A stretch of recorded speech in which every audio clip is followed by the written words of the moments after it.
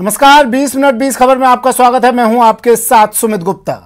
अगले 20 मिनट में हम आपको 20 अहम खबरों से रूबरू करवाने वाले हैं। तो चलिए शुरू करते हैं 20 मिनट में 20 खबरों का सिलसिला। नागौर कोर्ट का इलाका गोलियों की तड़तड़ाहट से उस समय थर्रा उठा जब कोर्ट परिसर के बाहर पुलिस के सामने ही कार में आए शूटर्स ने गैंगस्टर संदीप पर गोलियों की बौछार कर दी। संदीप की मौके पर ही मौत हो गई। संदीप मर्डर के केस में नागौर जेल में बंद ही था। जानकारी के अनुसार नागौर पुलिस दोपहर में गैंगस्टर संदीप को पेश करने के लिए ले गई थी। इसी दौरान कार में आए शूटर्स ने गैंगस्टर संदीप को गोलियों से भून डाला। घटना के बाद मौके पर अफरा तफरी मच गई।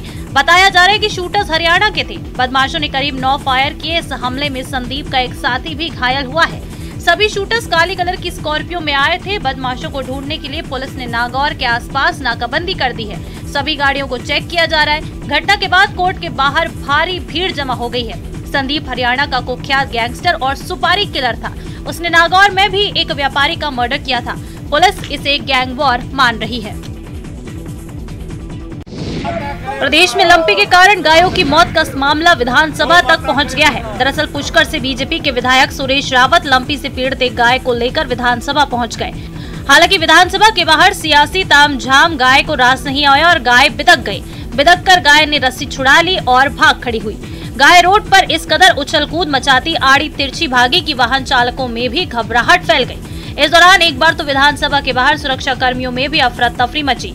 विधायक सुरेश रावत ने कहा कि उनका परिवार और वो खुद गाय पालते हैं। प्रदेश में लंपी से लगातार गायों की मौत हो रही है। ऐसे में गायों का दर्द देखा नहीं गया, इसलिए गाय लेकर वो विधानसभा आए ताकि प्रदेश सरकार गाय माता की सुध ले। और मेरी मांग है कि सरकार से, क्योंकि हमारे किसानों के पास 2-2, 3-3 गौ माता ही थी, वो सब मर चुकी है बीमारी के कारण। उनकी गणना हो, किसानों को उचित मुआवजा मिले और राजस्थान कर कितनी गौ माता है मेरी उसकी गणना हो और आगे से ये वायरस नहीं फैले। अभी जो फैला हुआ है उसके लिए दवाइयों की व्यवस्था हो।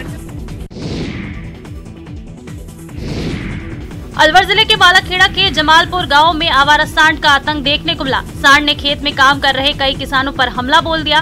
सांड के हमले से आसपास के इलाके में हड़कंप मच गया। सांड के हमले में एक किसान सुमेर सिंह गंभीर रूप से घायल हो गए, जिन्हें बालाखेड़ा अस्पताल में भर्ती कराया गया, लेकिन नाजुक हालत को देखते हुए उन्हें अलवर के राजीव गांधी अस्पताल रेफर किया गया है। आवारा सांड के हमले के बाद स्थानीय लोगों ने वन विभाग और पुलिस प्रशासन को सूचना दी, लेकिन जब वन विभाग के कर्मचारी और पुलिस वाले नहीं पहुंचे तो लोगों ने खुद ही मोर्चा संभाला। लोगों ने लाठी डंडे लेकर आवारा सांड का सामना किया। ग्रामीणों ने डंडे में आग जलाकर सांड को गांव से दूर जंगल में खदेड़ दिया। आवारा पशु ने इनको टक्कर मार दी, जिसके कारण इनको फ्रैक्चर हुआ है, हड्डी टूटी है इनकी। मैं प्रशासन से कहना चाहूँगा कि जो आवारा पशु घूम रहे हैं इनको सुरक्षित ले जाए, चाहे गौशाला में कहीं भी लेकर जाए, जिससे दोबारा घटना ये ना हो। जोधपुर के एक डॉक्टर ने क्रूरता की हदें पार कर दी। उसके घर में एक स्ट्रीट डॉग घुसा तो उसने डॉग को अपनी गाड़ी में बांधकर 5 किलोमीटर तक घसीटा। इससे कुत्ता गंभीर रूप से घायल हो गया। उसका पैर फ्रैक्चर हो गया है और उसकी स्किन तक फट गई है। रोड पर कार के पीछे कुत्ते को बांधकर दौड़ाते देख लोगों ने कार रोकने की कोशिश की, लेकिन डॉक्टर रजनीश गालवा ने कार नहीं रोकी और लगातार भगाता रहा। राहगीरों ने कार के पीछे बाइक दौड़ाई और कार को आगे से घेरा। कार के आगे बाइक खड़ी कर दी, तब जाकर कार रुकी। डॉक्टर गालवा ने इसका विरोध भी किया। रोकने वाले लोगों से उनकी बहस भी हुई। इतने में एक राहगीर ने डॉग होम फाउंडेशन के वर्कर्स को सूचना दे दी। फाउंडेशन के मेंबर आए तो उनसे भी डॉक्टर उलझ गया। डॉक्टर ने कहा, मैं तो कुत्ते को बाड़े में छोड़ने जा रहा था। जोधपुर के महात्मा गांधी हॉस्पिटल में plastic surgeon doctor Rajnish Galwa शहर की सबसे पॉश कॉलोनी शास्त्री नगर में रहते हैं। उनके खिलाफ पशु क्रूरता का मुकदमा दर्ज किया गया है। भारी बारिश का दौर भले ही थम गया हो, लेकिन जल जमाव के कारण भरतपुर के लोगों का जीना मुहाल हो गया है। कई दिनों से पानी भरा होने से मकानों पर भी खतरा मंडरा रहा है। रविवार की देर रात वार्ड नंबर 13 में जल जमाव का साइड इफेक्ट देखने को मिला, जब एक मकान भरभरा कर गिर पड़ा। वो तो गनीमत थी कि घर में सो रहे 4 लोगों की जान बच गई, लेकिन घर में रखा सामान मलबे में दब गया, जिससे करीब 3 लाख रुपए का नुकसान हुआ। इस घटना के बाद गृह स्वामी रामेश्वर ने डर की वजह से अपने घर के बाकी के 2 कमरे भी खाली कर दिए और सारा सामान बाहर निकाल लिया, क्योंकि इन 2 कमरों में भी दरारें आ चुकी हैं जो कभी भी गिर सकते हैं। जल भराव की समस्या को लेकर पिछले दिनों 12 और 13 वार्ड की महिलाओं ने जिला कलेक्टर को ज्ञापन भी दिया था, जिसके बाद भी इस ओर कोई ध्यान नहीं दिया गया। दौसा जिले के बांदीकुई उपखंड के आभानेरी में छात्रों ने जमकर हंगामा किया। घटना राजकीय उच्च माध्यमिक विद्यालय की है। इस विद्यालय में कई महीनों से साइंस, मैथमेटिक्स और एग्रीकल्चर के शिक्षकों के पद खाली पड़े हैं, जिससे छात्रों की पढ़ाई बाधित हो रही है। इससे नाराज छात्रों ने पहले प्रिंसिपल ऑफिस में ताला जड़ा और फिर स्कूल के मेन गेट में भी तालाबंदी कर दी।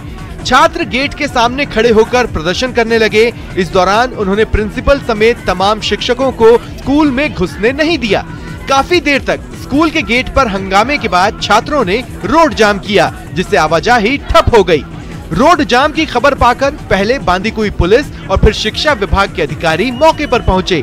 काफी समझाने के बाद छात्र शांत हुए, साथ ही चेतावनी दी कि अगर जल्द ही खाली पड़े पदों पर शिक्षकों की नियुक्ति नहीं की गई तो वे स्कूल नहीं चलने देंगे।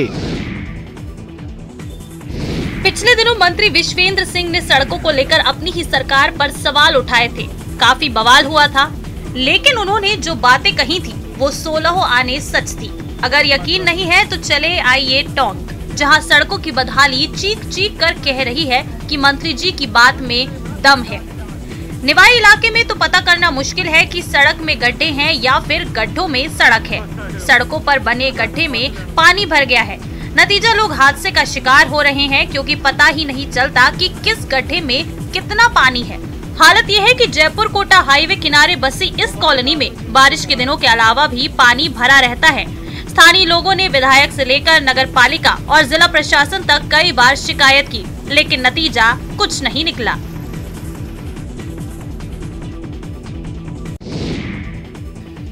झुंझुनू में आसाराम के समर्थकों और स्थानीय लोगों में मारपीट हो गई। घटना अल्सीसर की है। बताया जाता है कि दुष्कर्म के केस में सजा काट रहे आसाराम के समर्थक अल्सीसर गांव में आसाराम का प्रचार प्रसार करने गए थे। ये लोग घरों में और दुकानों में आसाराम की किताबें बेच रहे थे। इसी दौरान एक युवक ने उन्हें ऐसा करने से टोक दिया। युवक ने कह दिया कि जो आदमी जेल में बैठा है उसका प्रचार करना गलत है। इसी बात को लेकर आसाराम के अनुयायियों ने युवक की पिटाई कर दी। जब इसकी जानकारी ग्रामीणों को लगी तो वे एकत्रित हो गए और अनुयायियों की जमकर पिटाई कर डाली। इसके बाद उन्हें पुलिस के हवाले कर दिया। पुलिस ने थाने ले जाकर आईडी प्रूफ दिखाने पर छोड़ दिया, लेकिन उनकी गाड़ी को जब्त कर लिया। ग्रामीणों का कहना था कि आरोपी जबरन किताब लेने का दबाव बना रहे थे। पूरी घटना का वीडियो वायरल हो रहा है। 21 सेकंड और 47 चप्पल। यूपी के जालौन में एक लड़के को छेड़खानी करना महंगा पड़ा। युवती ने बजरंग दल के कार्यकर्ताओं के साथ मिलकर शराब के नशे में धुत छेड़खानी करने वाले युवक को पकड़ लिया और उसके ऊपर 21 सेकंड में 45 चप्पल बरसा दी। पिटाई का वीडियो सोशल मीडिया में तेजी से वायरल हो रहा है। वीडियो वायरल होने के बाद पुलिस भी हरकत में आई और युवक को हिरासत में लेकर उसके खिलाफ शांति भंग की कार्रवाई की। मारपीट का वीडियो 2 दिन पुराना बताया जा रहा है। जानकारी के मुताबिक एक युवती बाजार जा रही थी, तभी शराब के नशे में धुत युवक ने छेड़खानी करने की कोशिश की, जिसके बाद युवती ने बजरंग दल के कार्यकर्ताओं को बुला लिया, जिन्होंने उस युवक को पकड़ लिया और फिर युवती से नशे में धुत युवक पर चप्पलों की बारिश कर दी। वायरल वीडियो 21 सेकंड का है। इस दौरान युवती ने 47 बार युवक की चप्पल से पिटाई की।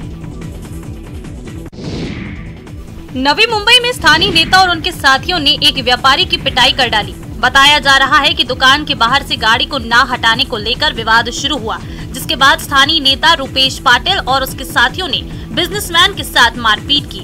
घटना 14 सितंबर की बताई जा रही है। घटना नवी मुंबई के खार घर इलाके में हुई, जब शिंदे गुट के नेता रुपेश पाटिल की कारोबारी से गाड़ी पार्किंग को लेकर कहासुनी हो गई, जिसके बाद रुपेश ने अपने साथियों के साथ मिलकर उसकी पिटाई कर डाली।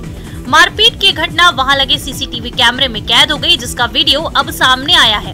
फिलहाल पुलिस ने इस वीडियो के सामने आने के बाद केस दर्ज कर लिया है और जांच शुरू कर दी है।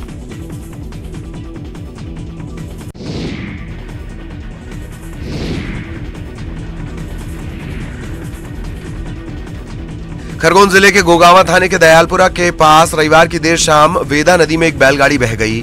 नदी में तेज बहाव के दौरान बैलगाड़ी निकल रही थी। इस दौरान यह हादसा हुआ। हालांकि इसमें किसी को नुकसान नहीं हुआ। बैलगाड़ी पर सवार महिलाओं समेत किसान को ग्रामीणों ने बचा लिया, लेकिन इस दौरान पानी में डूबने से एक बैल की मौत हो गई। करीब 5 क्विंटल से ज्यादा का कपास भी नदी में बह गया। बताया जा रहा है कि किसान मुरली यादव खेत से देर शाम अपने गांव दयालपुरा लौट रहे थे। इसी दौरान यह हादसा हुआ। 3 महिलाएं समेत 4 लोग बैलगाड़ी पर सवार थे। वेदा नदी पर काफी पुराना रपटा है। पिछले 3 दिन से रुक रुक कर हो रही बारिश के चलते रपटे पर से पानी गुजर रहा है।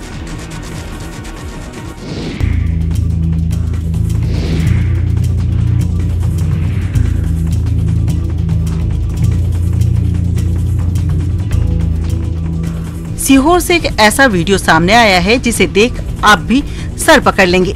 एक तरफ शासन प्रशासन हर दिन विकास के नए दावे कर रहा है, तो वहीं दूसरी तरफ इन दावों की पोल खोलती तस्वीर लगातार सामने आ रही है।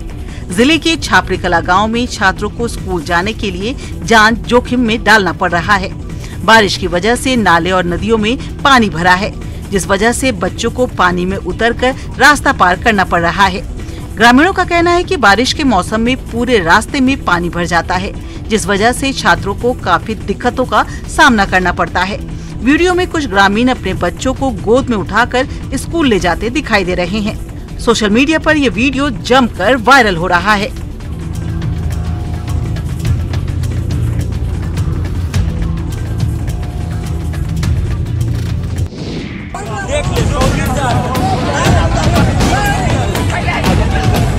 भागलपुर में गंगा का जलस्तर घटने के साथ ही तेजी से कटाव शुरू हो गया है। जिले में लगातार घरों के गिरने व खेतीहर जमीन कटने का सिलसिला जारी है। अब तक न जाने कितने लोगों के घर और जमीन गंगा नदी में समा गए हैं। सबौर प्रखंड के इंग्लिश गांव में तेज कटाव से लोगों में दहशत है।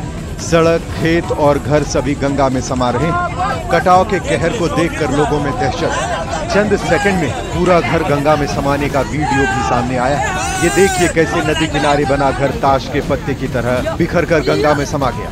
लोग अपनी आंखों के सामने अपने आशियाने को उजड़ता देख परेशान हैं। तस्वीरों में साफ देखा जा सकता है कि कैसे घर के साथ साथ हरा भरा पेड़ भी गंगा ने लील लिया। गंगा की विनाश लीला देखकर क्षेत्र में हाहाकार मचा हुआ है। लोग प्रशासन से उनके घरों को बचाने के लिए गुहार लगा रहे हैं।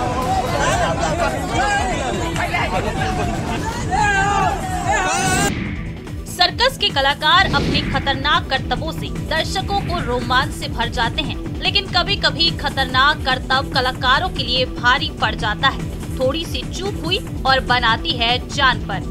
देखिए ये वीडियो। ये सर्कस कलाकार करतब दिखाते दिखाते कैसे थोड़ा सा चूकी। साथी कलाकार का हाथ पकड़ में नहीं आया और वो आ गिरी जमीन पर। इस हादसे में सर्कस कलाकार गंभीर रूप से घायल हो गई। घटना रूस के ओमस्क की है, जहां सर्कस के दौरान परफॉर्म कर रहे कलाकारों से हुई चूक इस पर भारी पड़ गई। परफॉर्म कर रही जिम्नास्ट का साथी जिम्नास्ट से हाथ छूटा। उसने खुद को बचाने के लिए अपने साथी का पैर भी पकड़कर लटकने की कोशिश की, लेकिन संतुलन नहीं बना पाई और नीचे गिर पड़ी। इसके बाद वहां हड़कंप मच गया। साथी कलाकारों ने जिम्नास्ट को उठाया और उसे अस्पताल में भर्ती कराया गया।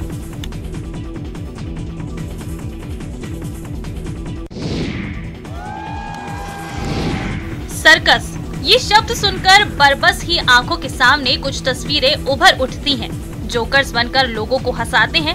रंग बिरंगे कपड़ों में उछलते कूदते जोकर, पतली पतली रस्सियों और झूलों पर कलाबाजियां कर बिजली सी तेज रफ्तार से दौड़ते कलाकार, एक पहिए वाली साइकिल पर पतली रस्सी पर करतब करती लड़की, तो कभी हाथों में चाबुक लिए जंगल के राजा शेर को फटकारदार रिंग मास्टर।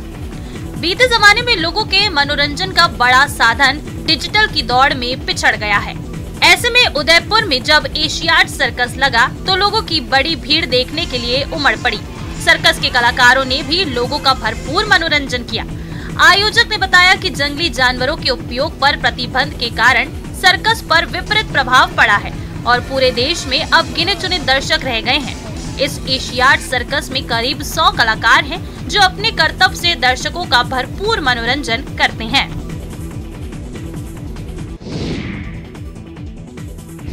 इसे कहते हैं कचरे से कमाल।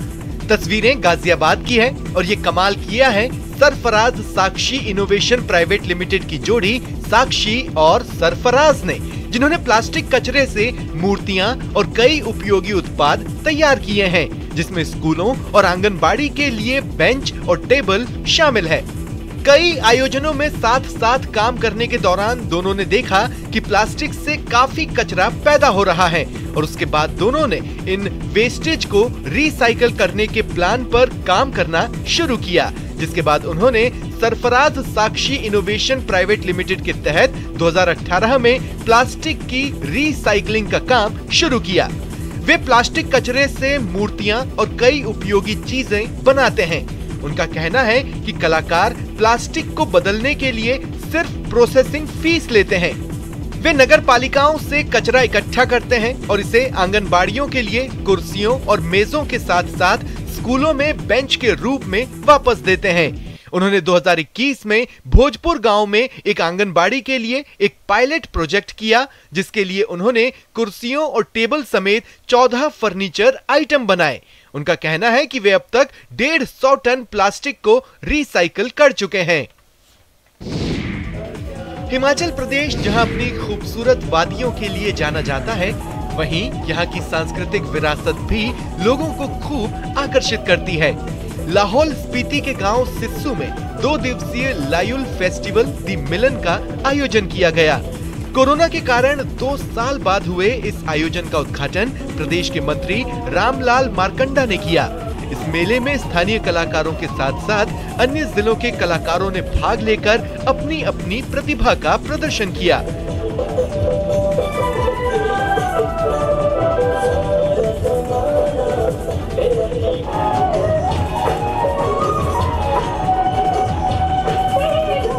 इस दौरान फैशन शो का भी आयोजन हुआ, जिसमें करीब 30 प्रतिभागियों ने भाग लिया। उत्सव में स्वयं सहायता समूहों की ओर से पारंपरिक व्यंजनों के स्टॉल लगाए गए थे, जहां लोगों ने इनका भरपूर आनंद उठाया। मातृशक्ति की आराधना का महान पर्व शारदीय नवरात्र इस बार 26 सितंबर दिन सोमवार से शुरू हो रहा है। ऐसे में नवरात्र की तैयारियां तेज हैं। अलवर के बाला किला इलाके के करणी माता मंदिर में भी नवरात्र के दौरान भक्तों का तांता लगा रहता है। इस दौरान यहाँ भव्य मेले का आयोजन होता है, जिसमें अलवर के आसपास के इलाके से बड़ी संख्या में लोग आते हैं। पिछले 2 साल से कोरोना के कारण मेले का आयोजन नहीं हो रहा था। ऐसे में इस बार मेले को लेकर लोगों में खासा उत्साह है। वहीं प्रशासन ने भी मेले के लिए तैयारियां शुरू कर दी हैं। मेले में गंदगी न हो, इसके लिए प्रशासन की तरफ से कई अतिरिक्त इंतजाम किए गए हैं। यह मंदिर वन क्षेत्र में है, इसलिए आम दिनों में लोगों को प्रवेश नहीं दिया जाता है। सिर्फ मंगलवार और शनिवार को हनुमान जी के मंदिर में लोगों को प्रवेश दिया जाता है। करणी माता मेले में जयपुर, दिल्ली, गुरुग्राम, फरीदाबाद, मेरठ समेत कई शहरों से लोग माता के दर्शनों के लिए आते हैं। साल में 2 बार लगने वाला ये मेला अपनी खास पहचान रखता है। यह मंदिर अरावली की वादियों से घिरा हुआ है, इसलिए मंदिर की खूबसूरती लोगों को खासा आकर्षित करती है। गली मोहल्लों में घूमते कुत्ते यानी स्ट्रीट डॉग्स एक बड़ा मुद्दा बनते जा रहे हैं। कई बार ये कुत्ते आतंक मचाते हैं तो कई बार बेरहमी का शिकार भी होते हैं। कोलकाता में इन दिनों दुर्गा पूजा की तैयारियां जोरों पर हैं। ऐसे में उत्तरी कोलकाता में दुर्गा पूजन समारोह के आयोजक ने स्ट्रीट डॉग की समस्या को दिखाते हुए एक पंडाल का निर्माण कर रहे हैं। विधान सारणी एटलस क्लब ने पालतू मित्र पूजा पंडाल बनाया है, जिसमें स्ट्रीट डॉग्स के मुद्दे को दिखाया गया। पालतू जानवरों के लिए आश्रय की इस पंडाल में दुर्गा प्रतिमा के नीचे 2 कुत्तों को आसरा मांगते दिखाया गया है। पंडाल में राक्षस को बाइक पर सवार दिखाया गया और बाइक के पहिए के नीचे कुत्तों के बच्चों को कुचलते दिखाया गया है। इसका उद्देश्य उन लोगों को प्रतिनिधित्व करना है जो पालतू जानवरों से नफरत करते हैं और गली के कुत्तों को प्रताड़ित करते हैं।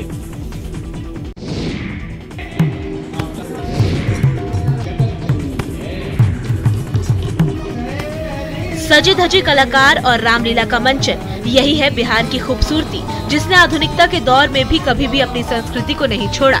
टीवी और फिल्मों के बढ़ते प्रचलन के बावजूद रंगमंच की एक अलग दुनिया है। इसके प्रशंसकों की तादाद आज भी कम नहीं हुई है।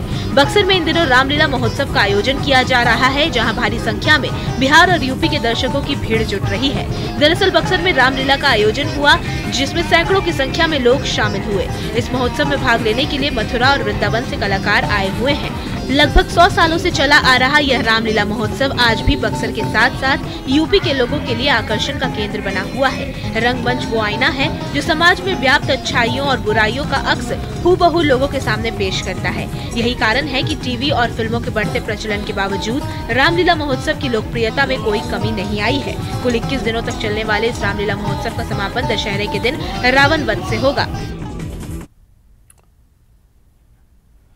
चलिए 20 मिनट 20 खबर में फिलहाल इतना ही। दीजिए इजाजत, नमस्कार।